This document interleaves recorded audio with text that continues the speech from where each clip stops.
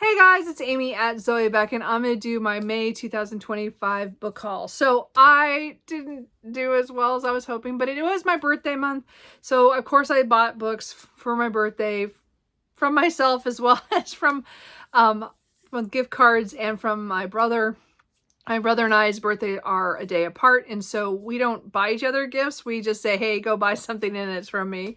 So of course I bought books this year. I buy almost every year. I buy books. He knows that. Anyway, so I did buy a lot of books. I didn't mean to. I bought 19. So I have read 3 of them, and I am in the middle of a 4th one. So still not that good, but I want to get to all these very soon, which is what I say every month, but it's so true. I want to get to everything. So we'll see what I can get on my TBR, but really, or, which ones I actually pick up. But a lot of these will go out to my TBR shelves so that I will look at them every day and I will try to pick them up. So anyway, let's go through some of the books. One of the books I definitely read on release day was Archangel's Ascent by Nalini Singh. This is book 17 in the Guild Hunter series. Love this series. Favorite, one of my favorites, urban fantasy series. I reread this series all the time. So this one was a follow-up to another book within the series, so I can't say much about this one, but this is a series where there are angels and archangels and vampires, and there are also humans, and there's a lot of stuff going on in the world, but there are some guild hunters who are able to track down rogue vampires. And so that kind of is where it all starts, but the world is expansive, and I love all the characters in this series, and that book, it was fantastic. So I did read that. A book I picked up kind of on a whim, but it was on my wish list for a while before I did. But I did get Looking for Love in All the Haunted Places by Claire Kann. I don't know anybody who's read this, and I'm, again, it's kind of flowery for me, but it does have a little kitty there. But anyway, this is about a woman who is kind of into the supernatural stuff, and I think she goes to help with a production company that's having trouble at a location at a haunted house, and she's there to kind of help them or something. So I don't know. It sounds fun. I did get the next book in the Dr. Greta Helsing series. So this is book 4, and I think it's the last book from what I thought I saw one of the descriptions say online, but that might not be true because this one came out quite a few years after the main 3 books in the series, which I read last year. So I was really looking forward to this one to see where it goes. I think this is an urban fantasy following Greta, who is a doctor of kind of the supernatural stuff. And so again, it's one where the world, they're hidden. And she goes to America, I think, in this one. So, because we've been a lot in Europe and England so far. So I'm kind of curious to see where this one goes and what happens. But I think it's kind of a travel book, but I think it should be fun. Another one that I pre-ordered, but I'm not sure why, is Filthy Rich Fae Fallen Court. This is book 2 in the series. This is by Geneva Lee. I've only read the first book in the Filthy Rich Vampire series, and I just haven't continued. I haven't had a chance, and I don't know, I keep buying these. So this is a series that I need to focus on in the summer and try to get through at least the other series. And then again, this is about Filthy Rich Fae, so I don't know. And they're urban fantasies, so with romance and stuff. So it should be fun. I then also got 3 more books in the Shifters Unbound series. These are the ones I didn't own physically. Some of the novels, I only have a few novels left, 4 novels altogether, one I already owned, and then these 3. So then I will be caught up on the series. So I have Bare Facts, The Last Warrior, and Stray Cat. And Stray Cat just came out in May. So I'm up. This will put me up to date on the series if I could read these ones plus the other one. So I'm really close to getting caught up on Shifters Unbound. It is a paranormal romance series following shifters came out into the world 20 years before, and they were rounded up and put into shifter towns. And now 20 years later, things have changed, and the shifters are starting to push back on what the humans are telling them that they have to do. So anyway, I love these paranormal romance series, and that'll be a series I'm hoping to catch up on this year. Let's go to some more fantasy. And a book that I've read is Iron Flame by Rebecca Yarros, the second book in the Imperium series. I bought it for the dragons. Because my hardback is the one that's just black sprayed edges. So I'm not sure I'm going to keep that. But I bought the paperback because I really did enjoy this when I finally finished it earlier this year. I still need to finish Onyx Storm. I just put this stuff off. So, but I really enjoy this series. I actually really enjoy it, Iron Flame. So, I got the paperback copy when it came out. Another dragon book is Fear the Flames by Olivia Rose Darling. This is the first book in this series, Fear the Flames. So this one is about a woman who, I think her father steals her dragons or locks them away, and then she is trying to get them back. And I don't know much else beyond that. This is a book that was independently published and then got published in hardback last year, but I waited for the paperback. So I got this not too long ago, so I do want to read that. One of my pre-orders was Daughter of Tides by Kit Rocha. This is the first book in a new series that is connected to the Bound by Fire and Steel, I believe the series is called. Yeah. So Consort of Fire and Queen of Dreams. So this is like the continuation of the overarching plot, but with new main characters. So a lot of these are polyromances. So this is with River Nymph, a god of love, and a pirate lord. So, and then they're, fighting in this fantasy world. So I really enjoyed the first two books in this series, and I do want to get to this one because I like Kit Rocha quite a bit. So that's the new one in that series. I did get the second book in the Sunken Archive series by Sylvie Catherall, A Letter from the Lonesome Shore. So this is the end of the duology. So I just reread book 1, A Letter to the Luminous Deep, so that I could read this when it came in. So it's here now. I need to read it. So anyway, I'm looking forward to it. It's written in journals and epistolary, format. So I'm not sure. I'm really, because of how that book ends, I don't know how this one's going to go, and I want to see where it goes altogether. So I'm looking forward to that fairly soon. I did buy Advocate by Daniel M. Ford, which is the third book in the Warden series. So I was hoping to get to my reread of the Warden and Necrobane, but I just didn't get to it yet.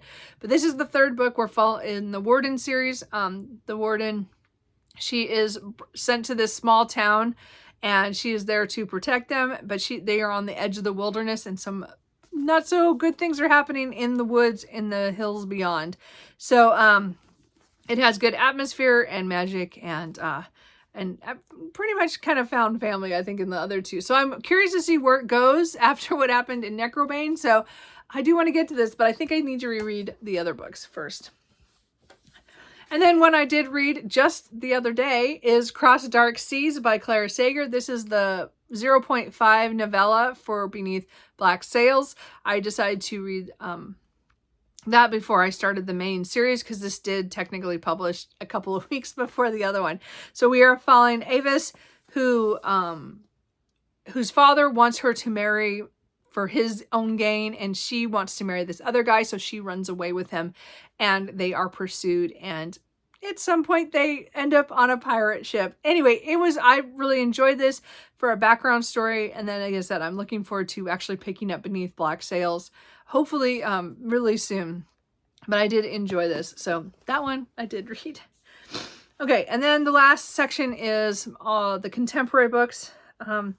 The first one is one that I'm in the middle of reading right now, which is called Ruthless Creatures. It's the first book in the Queens and Monsters series by J.T. Gissinger. So I just read her book Pen Pal, which is probably my favorite book of the year, I think. And so I got this right away, and I started this. I just started this, so I'm about 100 pages in. But anyway, this one is more of a dark romance, because I'm not quite sure what elements yet are happening, but we're following a woman who 5 years before her fiance, on the day of their rehearsal dinner, went missing, and he went hiking and never came back, and no one's ever found any trace of him. So it's now 5 years later. She has not really moved on. She kind of she's tried, but she doesn't really. And then this guy buys the house next door to her under weird circumstances, and they have kind of a connection. But what is he really doing there? And what is really going on? I really enjoy her writing, and I'm really excited. Just be warned that if this goes as well as it is so far, I will be buying the other 3 books in this series really, really soon, probably in June. So anyway, but I'm really excited to continue that one. I also got Not Safe for Work by Nisa J. Tooley. I don't read a lot of workplace romances.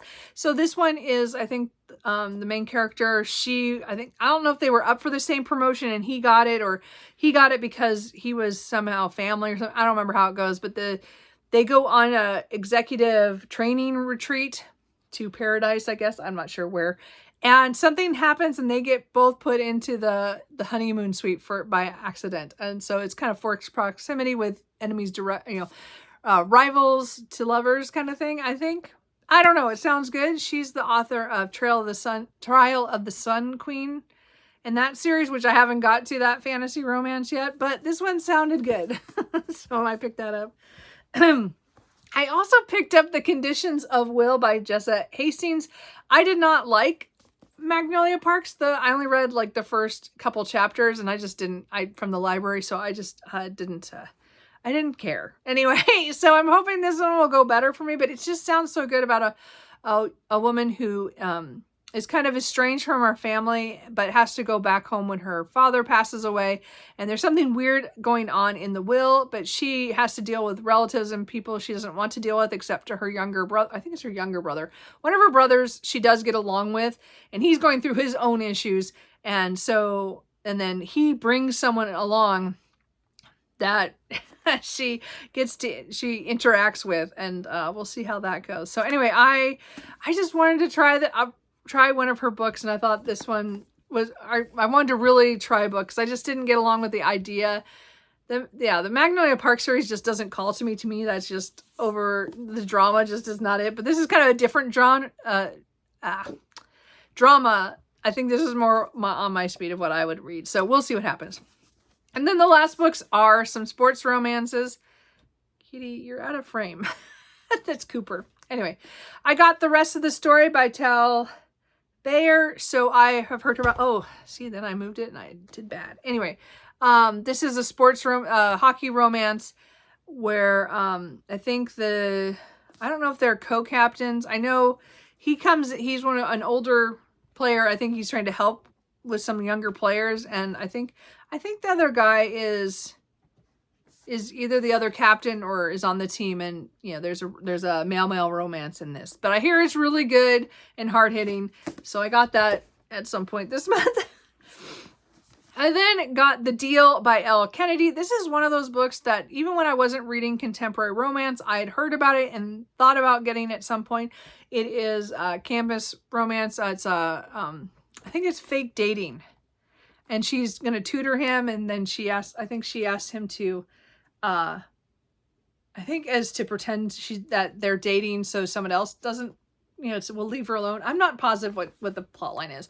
Anyway, it's the first book in the Off-Campus series. So I've always wanted to read one of her books because, again, she's pretty popular, and it's one I've heard about for years. So I did get that the other day. No, I didn't need it, but I got it.